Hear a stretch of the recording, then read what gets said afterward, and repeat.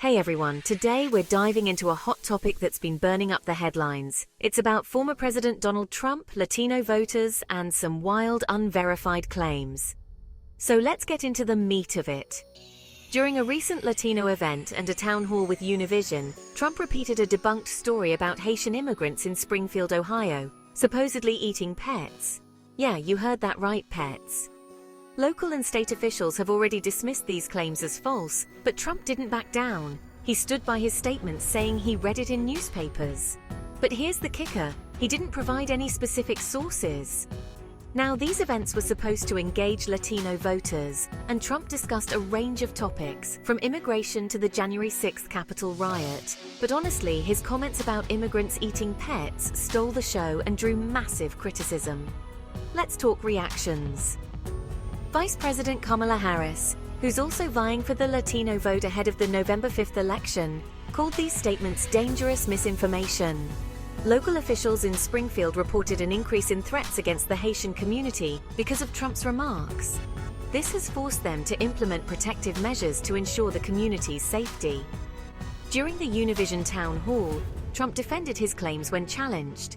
He said he was just repeating what was reported, without naming any specific newspapers. This pattern of making unsubstantiated claims and avoiding accountability is typical of Trump's communication style. It raises serious concerns about his disregard for factual accuracy. With the election just around the corner, the stakes are high.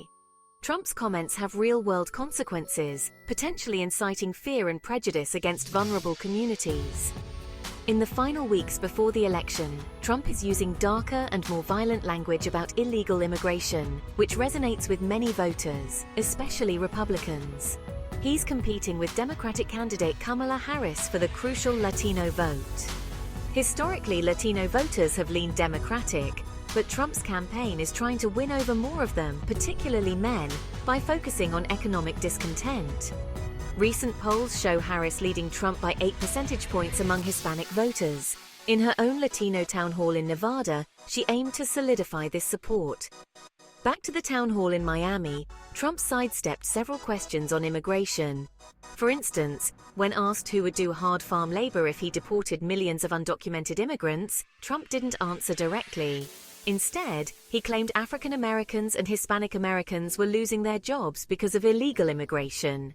He also repeated baseless claims about Latin American countries sending people from their mental institutions and jails to the US.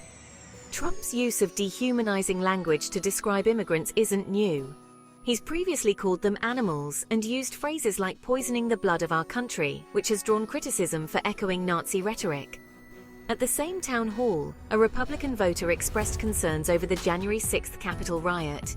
Trump described the day as a day of love and suggested that former administration officials who turned against him were just angry about being fired.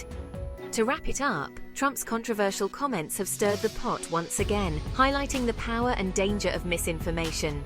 As we head towards the election, it's crucial to stay informed and critically examine the information presented to us. That's it for today's video. If you found this insightful, hit that like button, subscribe for more updates, and share your thoughts in the comments below. Thanks for watching.